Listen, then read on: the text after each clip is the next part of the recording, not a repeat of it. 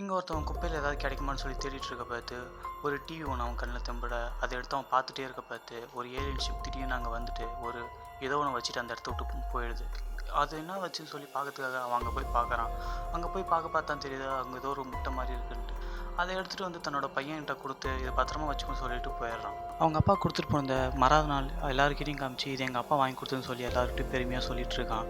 அன்றைக்கி சொல்லிட்டு இருக்க பார்த்து அன்றைக்கி நைட்டு அந்த முட்டையை பார்த்து ஒரு இடி சத்தம் கேட்க அந்த முட்டையிலேருந்து ஏதோ ஒன்று உருவாக ஆரம்பிக்குது. இதை பார்த்தோன்னே அந்த பையன் பயந்து போய் அதை தூக்கி போட்டு ஓடிடுறான். கொஞ்ச நேரம் கழிச்சு பார்த்தான் தெரியுது அது ஒரு குட்டியான ஒரு ஏலியன்னு சொல்லி தெரிஞ்சோடனே அந்த பையன் அது கூட ஜாலியாக விளையாட ஆரம்பிக்கிறான். அப்படி அது கூட விளையாட பார்த்தா தெரியுது அது அதுக்கு பவர் இருக்கணும், அதனால் என்ன வேணால் பண்ண முடியும்னு தெரிஞ்சுக்கிறான். அதுக்கப்புறம் அது கூட ஃப்ரெண்டாகி நல்லாவே டான்ஸ் எல்லாம் ஆடிட்டுருக்கான். அப்புறம் அதை ஸ்கூலுக்கு கொண்டு போவதுக்கப்புறம் தான் தெரியுது அன்றைக்கி எக்ஸாம்னு சொல்லிட்டு.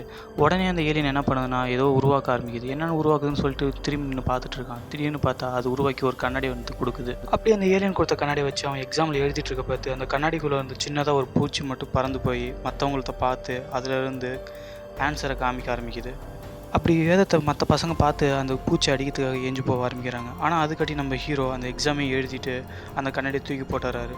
இப்படியே அந்த எக்ஸாம்லேயும் அவர் நல்ல மார்க் எடுத்து ரொம்பவுமே சந்தோஷமாக ஆயிடுறாரு. இப்படியே நாளடைவில் அந்த ஏலியனும் அந்த ஸ்கூலில் இருக்கிற எல்லாருமே ரொம்ப நல்லா ஃப்ரெண்ட்ஸ் ஆயிடுறாங்க. ஆனால் இந்த சந்தோஷம் ரொம்ப நாள் நேரம் இப்படி இங்கே சந்தோஷமாக விளையாடிட்டு இருக்கிறத காமிச்சிக்கிட்டு இன்னொரு இடத்த காமிச்சா நம்ம ஹீரோட அப்பா வேலை செய்கிற இடத்துல திடீர்னு ஒரு ஆக்சிடென்ட் ஆகி நம்ம ஹீரோ அங்கேருந்து தொங்க ஆரம்பிக்கிறாரு.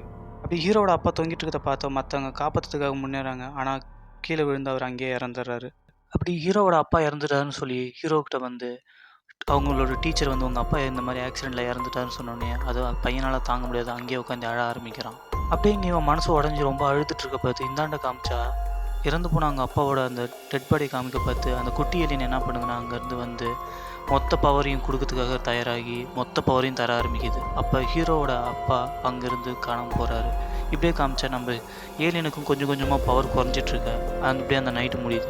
கண் முழிச்சு பார்த்தா ஹீரோட அப்பா உயிரோட இருக்காரு. ஆனால் பாவம் அந்த குட்டி ஏலியன் அங்கேயே இறந்து போகுது. ஹீரோவும் ஹீரோட அப்பாவும் எவ்வளவோ ட்ரை பண்ணுறாங்க அது உயிர் தரத்துக்காக. ஆனால் அது கொஞ்சம் கூட அசையாமல் அங்கேயே இருக்குது. ஒரு வழியாக அது இறந்துருச்சுன்னு சொல்லி பையன் என்னென்னவோ பண்ணி பார்த்து ரொம்பவுமே சோகமாகி அதை தூக்கி போகிறதுக்கு தயாராகிறான். அப்போ திடீர்னு வானத்தில் பார்த்தா முன்ன மாதிரி ஒரு குட்டியான ஒரு ஸ்பேஸ்ஷிப் அதில் இருந்துட்டு நிறைய குட்டி குட்டி ஏலியன் வர மாதிரி காமிச்சு